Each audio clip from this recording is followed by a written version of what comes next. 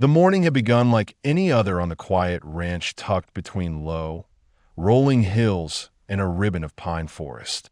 A pale sun crawled over the horizon, warming the frost-tipped grass and painting everything in a soft, golden glow. Tom Whitaker, who had lived on this land his entire life, tightened the cinch on his saddle and patted his horse's shoulder with the same familiar rhythm he used every day. Dakota, his dependable bay gelding, flicked an ear back toward him, calm as always, exhaling a slow cloud of steam into the cold air. There wasn't a steadier horse in the entire county.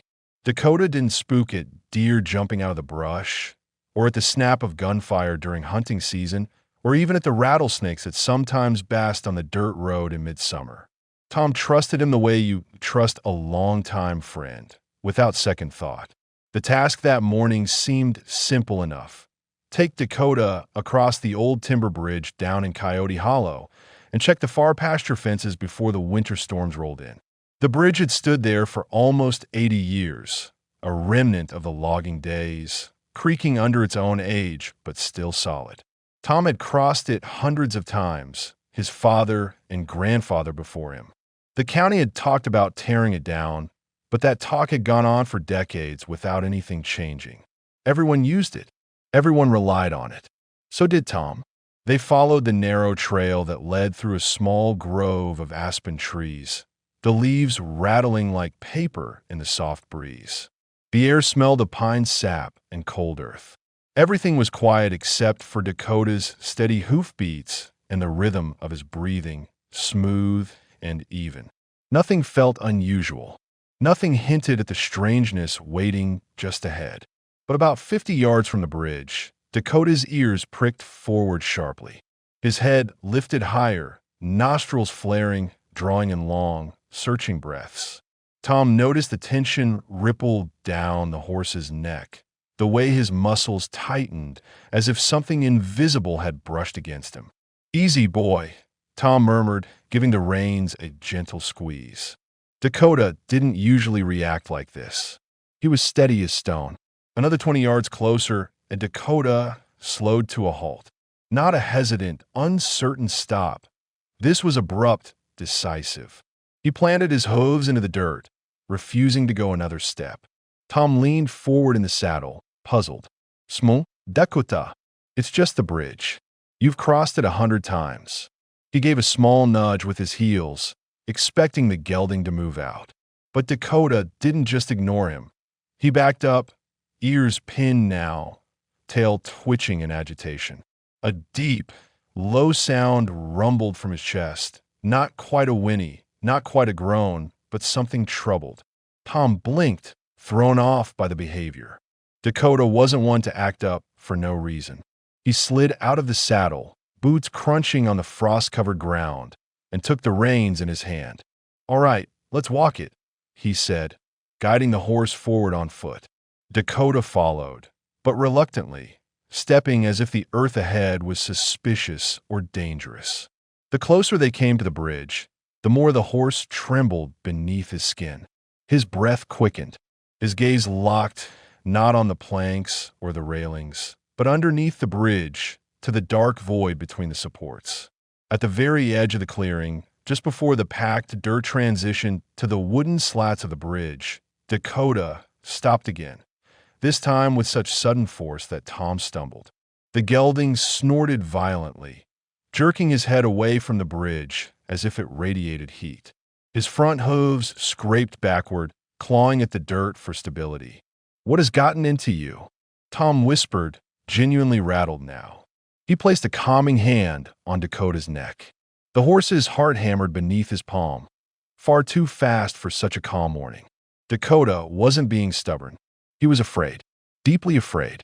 Tom turned his eyes toward the bridge, trying to spot whatever the horse sensed. The wooden planks looked the same, weathered, gray, a few mossy patches along the edges. The railings sagged in places but had done so for years. Nothing moved. No animal darted through the shadows. No sound echoed from below, only the faint trickle of the shallow creek that ran underneath. Everything appeared normal, ordinary. But Dakota's fear was unmistakable.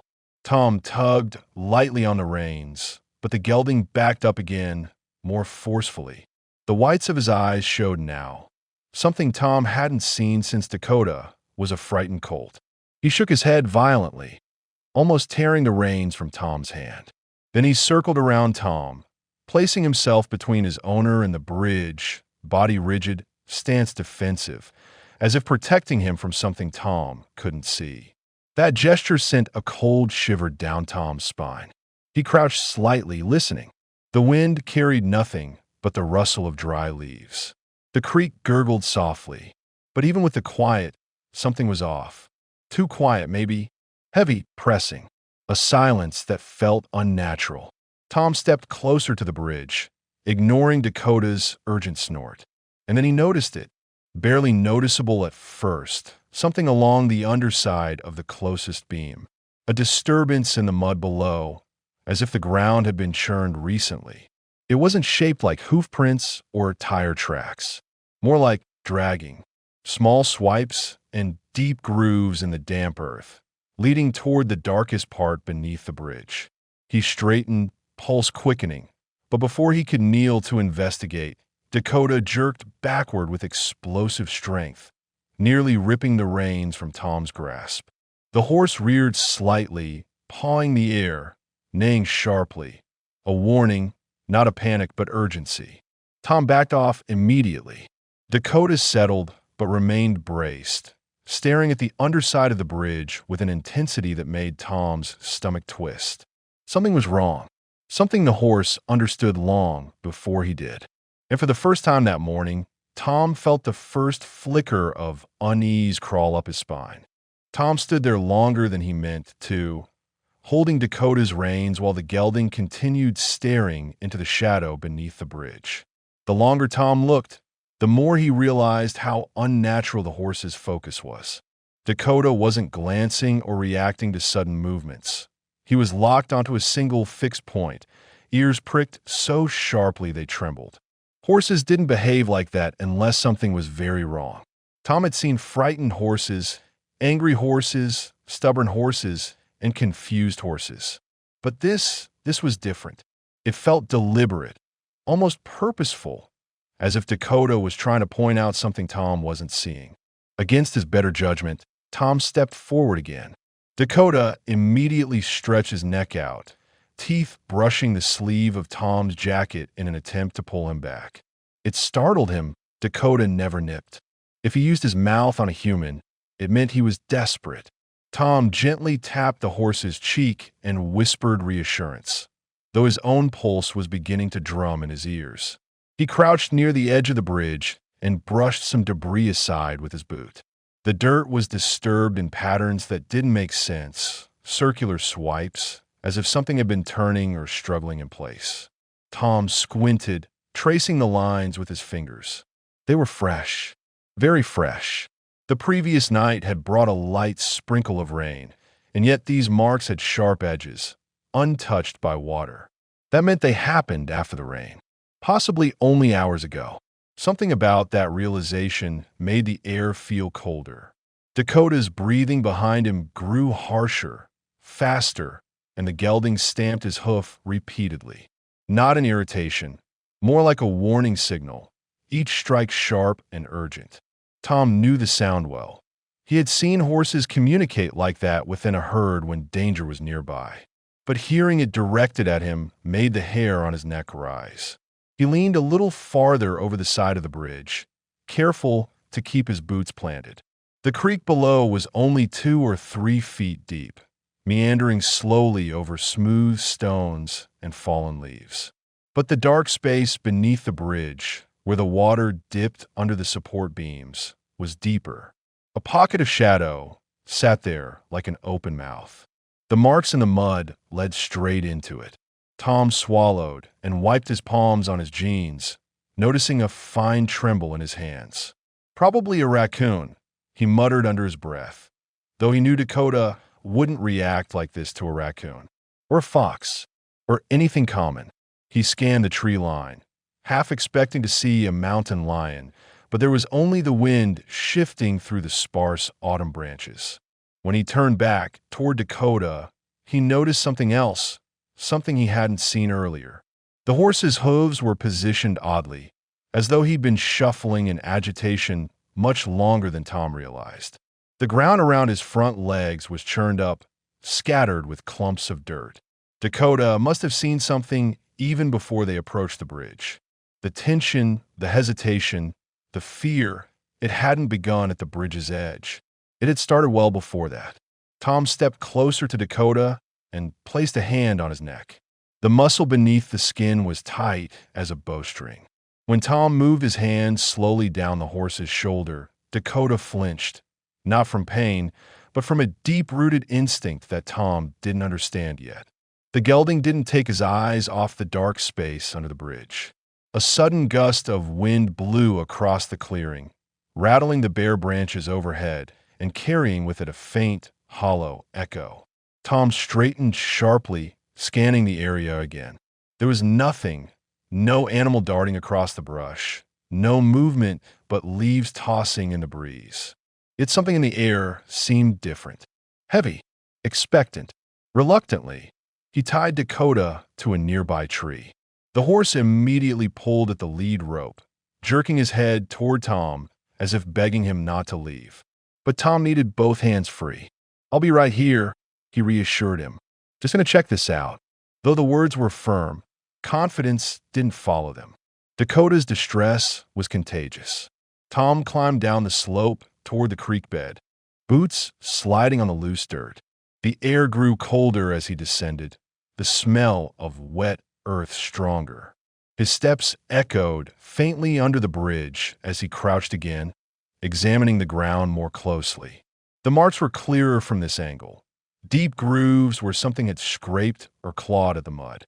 His breath caught slightly in his throat when he noticed something else. Fingertip marks. Small, light, but unmistakably human. A prickling chill spread through him. He leaned in further, scanning the shadows. "Hello," he called. His voice sounded strangely swallowed by the dark space, muffled as though the bridge itself absorbed it. No answer, only the faint drip of water. Tom felt torn. Part of him wanted to keep searching, but another part, older, more instinctive, whispered that he shouldn't be here alone. Dakota's fear didn't come from nothing. Horses sense things that humans didn't. Sometimes predators, sometimes danger, sometimes other things. He stepped back, glancing toward the forest. He couldn't see the trail from here, but he imagined someone slipping, falling down the bank, getting stuck. It wouldn't be the first time a traveler or hiker wandered too close to the hollow and ended up injured. The place had a reputation for accidents, especially for kids biking through the area. Tom looked once more into the pocket of darkness beneath the beams. The creek trickled softly, but there was a deeper silence behind it, an unsettling quiet that suggested something had happened here very recently. Dakota whinnied sharply above him, the sound high and panicked. Tom's heart skipped, and he scrambled up the slope toward him. The horse was pulling back so hard that the rope strained against the tree trunk. Dakota's whole body shook, eyes fixed on the same spot under the bridge. When Tom reached him, the gelding pressed his head against Tom's shoulder, trembling. That was when Tom knew with certainty something was under that bridge. Something alive, something frightened, and Dakota had known it all along. Tom stood beside the horse, staring at the bridge with a new, growing fear of his own.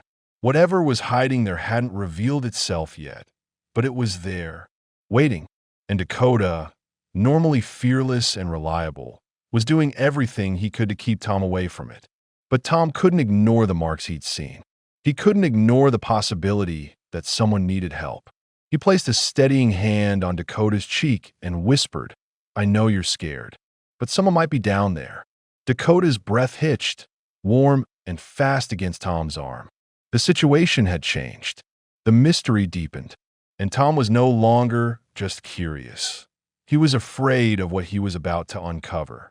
That night, long after the sun had dipped behind the ridge and the cold had settled deep into the valley, Tom found himself unable to shake the sense of unease that had followed him home from the bridge. He kept replaying Dakota's trembling muscles, the deep grooves in the mud, the faint suggestion of fingertips. He'd told himself he would investigate further in the morning, but the idea of leaving whatever or whoever was under that bridge for an entire night made his stomach twist uncomfortably. Yet he couldn't justify stumbling around in the dark alone, not after seeing how strongly Dakota had reacted. Horses didn't spook at shadows. Something real had been there. The wind picked up, rattling the windows of the small ranch house. Tom sat at the kitchen table with a cup of coffee he'd poured but barely touched. The clock on the wall clicked steadily toward midnight. Every so often he found himself glancing toward the window, as if expecting someone or something to appear outside. But the night was empty. Dakota wasn't helping settle his nerves either. The gelding paced the corral in tight circles, his silhouette moving back and forth in the moonlight like a restless phantom.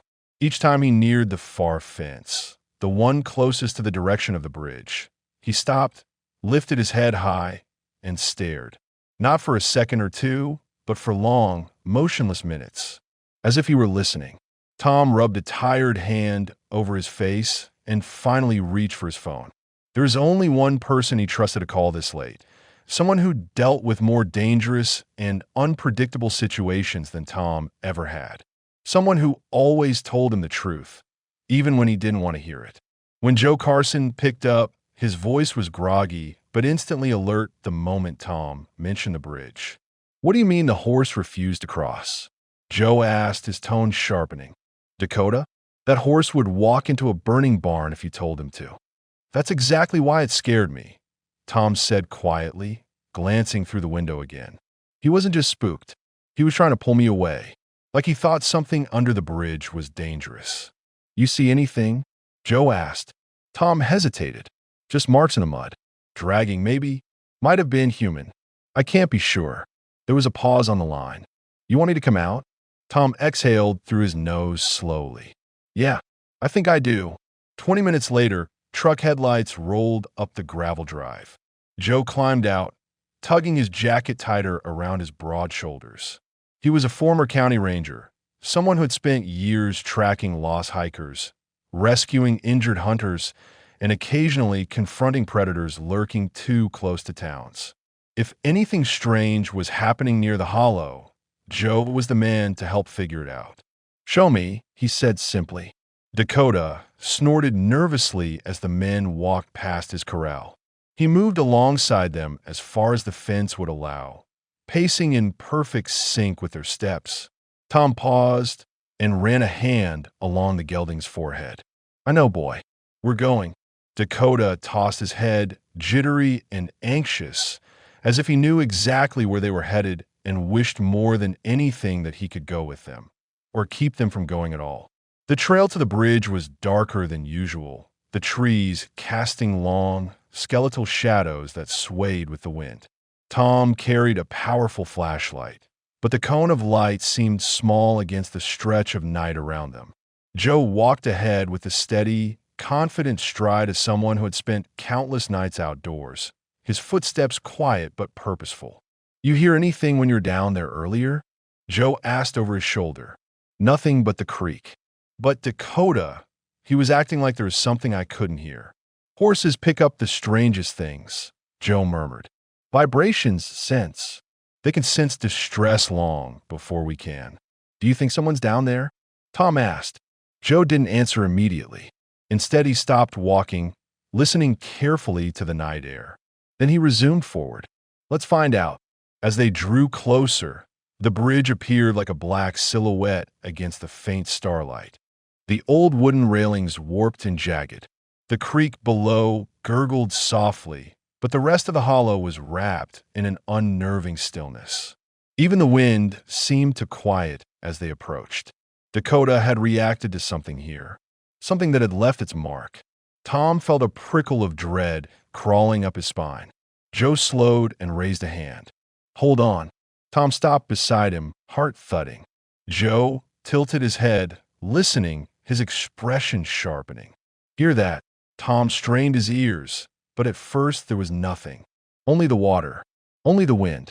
Then, faint and almost dreamlike, a thin sound drifted through the air, a strained, muffled tone, barely more than a breath. It came from underneath the bridge. Please, or something like it. It was too soft to be certain. Tom's chest tightened. God, he whispered. There's someone under there. Joe shot him a quick, commanding look. Stay behind me. Then he started moving again, descending the dirt slope toward the creek with steady, careful steps. Tom followed, though his legs felt unsteady, adrenaline pumping through him. The closer they came, the colder the air felt, as if the shadows beneath the bridge exhaled their own chilling breath. Joe angled his flashlight under the structure, sweeping the beams slowly across the packed earth, the trickling water, the thick tangle of roots exposed by erosion. Hello, Joe called, voice firm but not harsh. Can you hear me? Say something. There was a moment of silence, so complete Tom could hear his own heartbeat. Then it came again, a small, broken whimper. Definitely human. Tom felt his breath catch. He took a step forward, accidentally splashing into the creek, but Joe held out an arm to stop him. Careful. Let me check it first. Joe crouched and angled his flashlight deeper into the recess beneath the beams. Tom leaned close enough to see the beams sweep over the mud, and then something shifted in the darkness. A slight movement, a shape pulling away instinctively from the light. There, Joe murmured. Someone's down there. Tom's pulse pounded in his ears. Joe moved slowly, deliberately, crouching low as he approached the narrow space between the beams and the earth. Kid, Joe called softly. Are you hurt? Another faint sound answered, this one filled with exhaustion and fear. That was all Tom needed.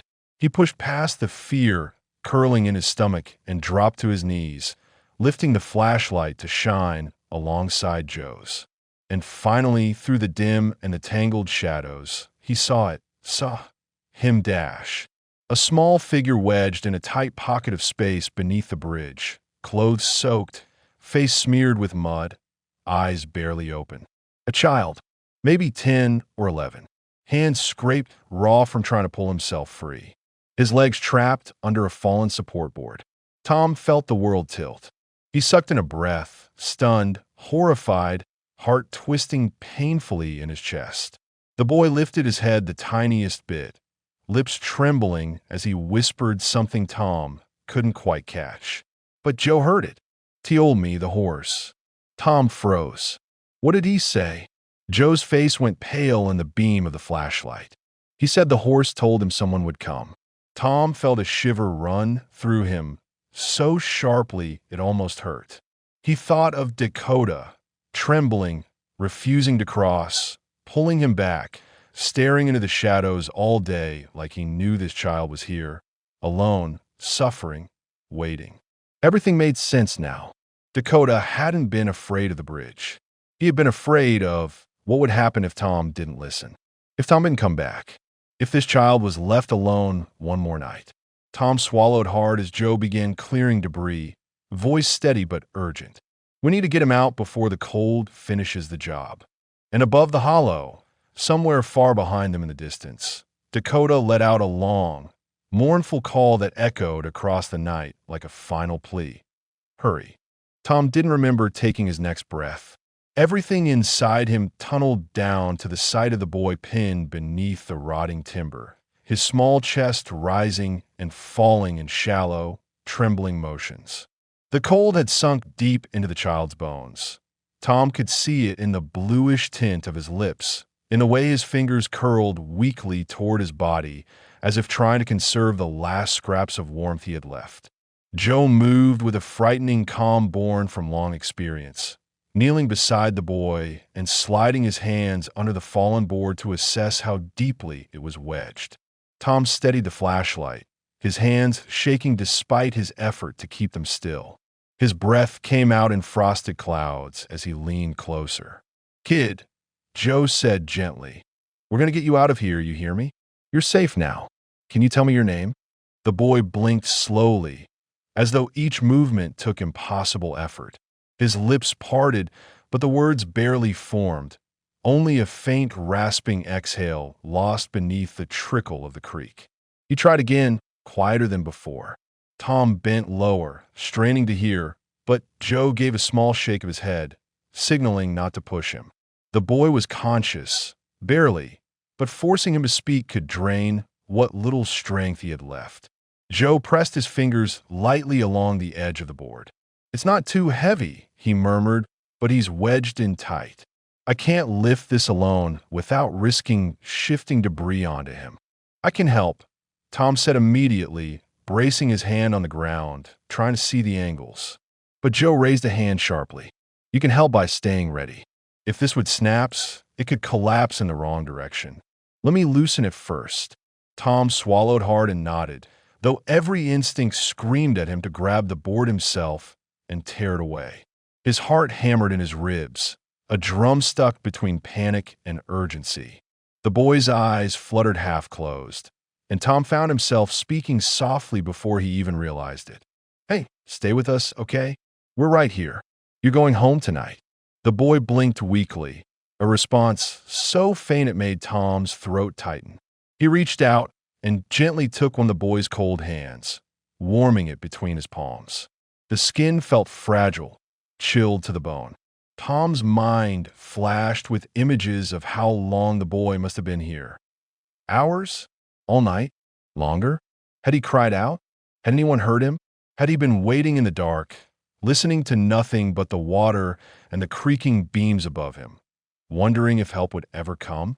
The idea made something twist painfully inside Tom. Joe repositioned himself, digging his boots into the muddy ground for leverage.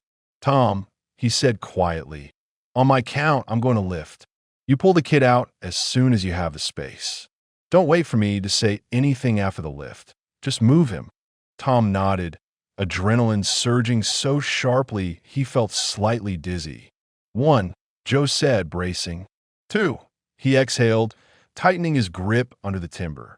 "3," Joe heaved upward, muscles straining visibly beneath his jacket. The rotten board groaned, bending slightly under the shift. Mud sucked at its edges, holding it down like heavy hands resisting release. Tom felt the moment a gap opened, small but enough, and he slid both arms under the boy's torso, easing him out with slow precision so he wouldn't scrape or twist his pinned leg. The boy whimpered softly, but Tom kept whispering reassurance. "Almost there. You're okay. Stay with me. I've got you."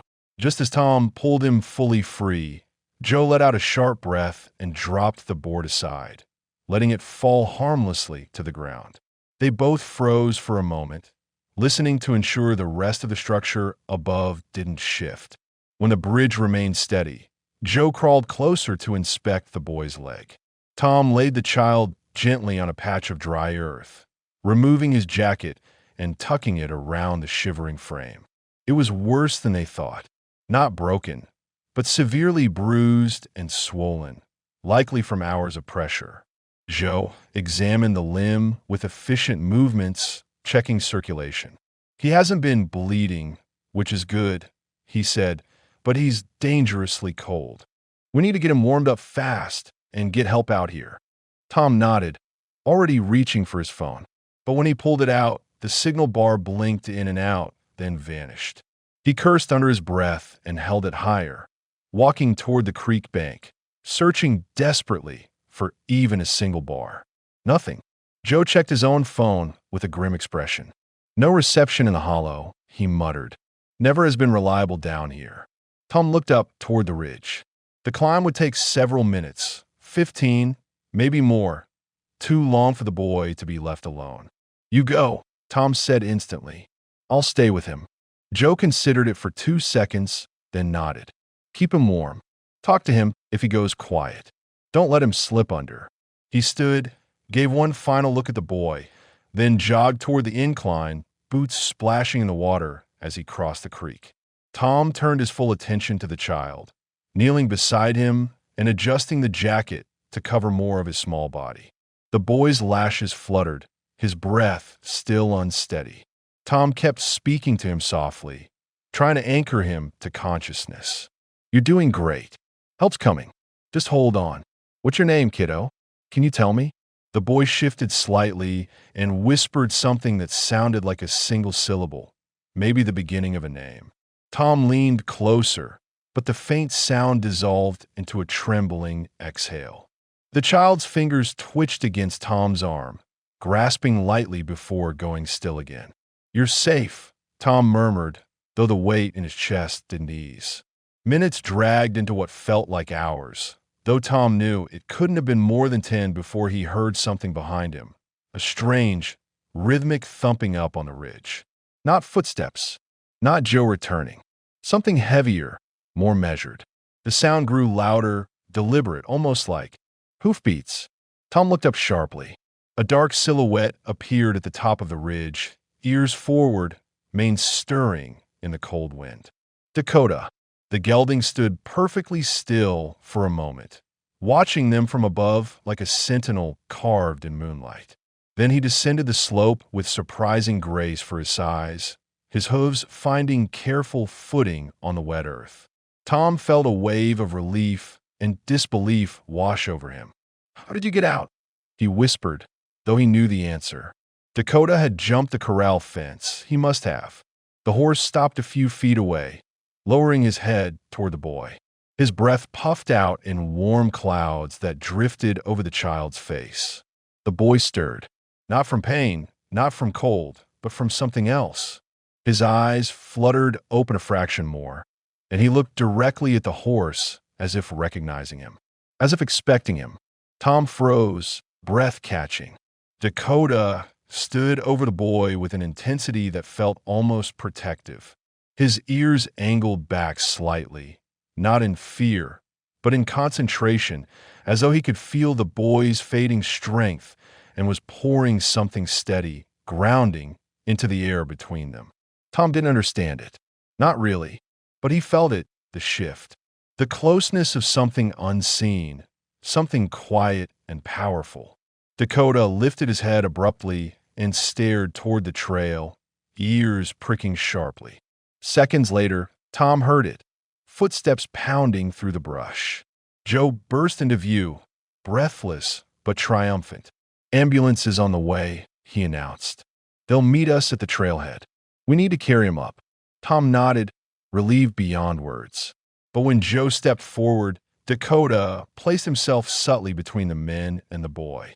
Not aggressively, just firmly, as if stating silently that he would stay until the last possible moment. And somehow, Tom felt that was exactly what had kept the boy alive long enough to be found. He didn't know how the child had known to whisper about the horse. He didn't know how Dakota had sensed so much, so accurately. But as the wind rustled through the hollow, Tom felt the unmistakable truth settle over him. Dakota hadn't just warned them. He hadn't just guided them. He had been watching over the boy long before Tom ever arrived. The paramedics arrived with the urgency of people who had seen this kind of cold steal the breath from children before. Their boots thundered down the trail, flashlights cutting sharp lines through the darkness as they moved with quick, practiced coordination.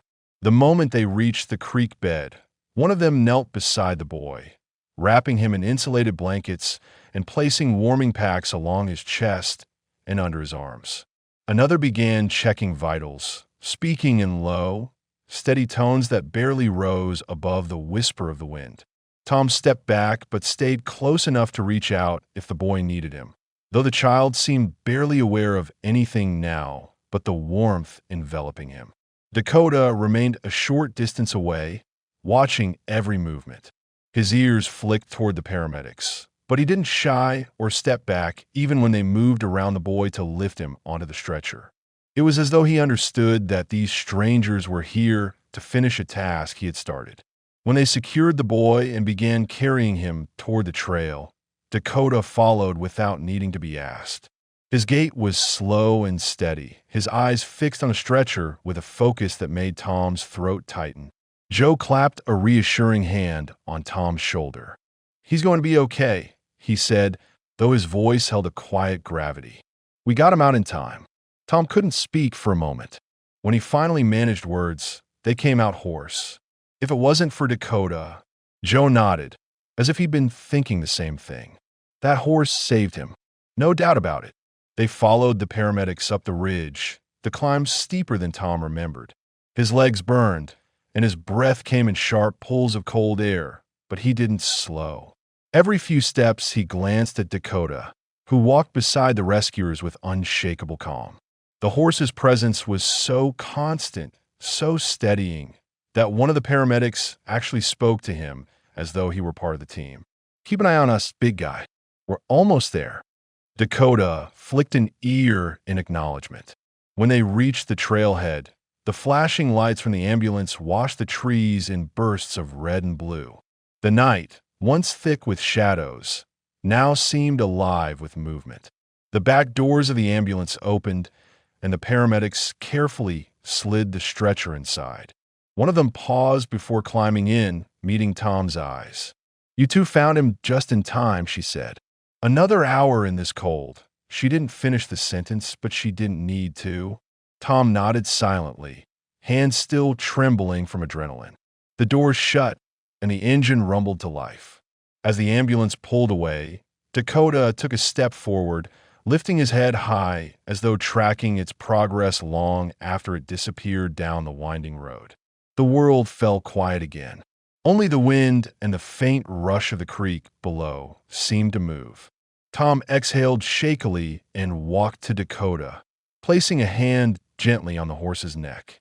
The warmth beneath the thick winter coat felt grounding, almost soothing.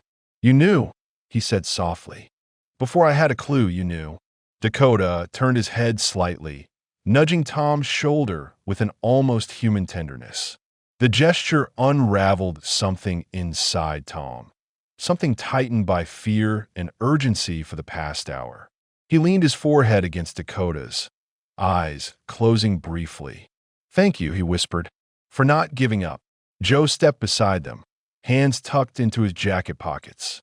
"I've seen smart horses," he said quietly, "but this was different." Tom nodded. He wasn't afraid of that bridge. He was trying to tell me something. "And you listened," Joe added. "Eventually." Tom huffed a tired laugh. "Yeah, eventually." They started back toward the ranch, Dakota following freely without need for reins. The stars had come out fully now, scattered across the sky like quiet witnesses to what had happened beneath the old bridge. As they walked, Tom kept replaying the boy's faint movements, the way Dakota had appeared on the ridge at just the right moment, the almost unexplainable awareness the horse had shown. When they reached the barn, Dakota walked in willingly and stood still while Tom checked him for injuries. There were none, just mud splattered along his legs and belly, signs of how far he had run through the dark to find them. Tom brushed him down slowly, hands moving with care, gratitude embedded in every stroke of the brush. "You're a hero," Tom murmured, "whether you know it or not." But as Dakota lifted his head and met Tom's gaze, steady, deep, calm, Tom had the strange, unshakable feeling that the horse did know. Not in the way humans understand things through words and logic, but in the quiet, ancient way horses have always known danger, suffering, and the fragility of the lives around them. Hours later, after Dakota was settled with fresh hay and a warm blanket, Tom walked back to the house. His phone buzzed on the kitchen counter just as he stepped inside. A number he didn't recognize. He answered instantly. "Hello. Is this Tom?" A woman's voice asked, thick with exhaustion, trembling, but filled with overwhelming gratitude. "Yes," Tom said. "This is Tom. I'm at the hospital. My son. They said you found him." Her voice cracked, and she had to pause. "They said he wouldn't have made it another hour." Tom sank into a chair, one hand gripping the edge of the table as emotion washed through him. "He's a strong kid," he said gently. He held on. "You saved him," she insisted. "I don't know how to thank you." Tom hesitated. "Honestly, you should thank the horse." There was a long silence on the other end. Then, quietly, he said something before he fell asleep. "The nurse told me," he said. "The horse found me." Tom felt a chill run through him. Not of cold, but of awe. "He did," Tom said softly. "He really did." When the call ended, Tom remained at the table for a long while, staring out the window toward the barn where Dakota rested. The night felt different now, warmer somehow, less empty. He knew the boy would recover. He knew life on the ranch would go on as it always had. But something inside him had shifted, anchored by the understanding that what happened tonight wasn't just luck or instinct. It was connection, pure, unspoken, and powerful. A horse who refused to cross an old bridge had revealed a truth that might have remained hidden forever. A horse had sensed a life hanging by a thread in the darkness. A horse had led them to a child who needed saving.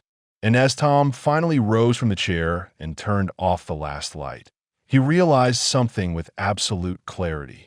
Sometimes the greatest heroes don't wear badges or uniforms. Sometimes they stand quietly in the dim glow of a barn light, with muddy hooves, a steady heartbeat, and a courage that speaks without words.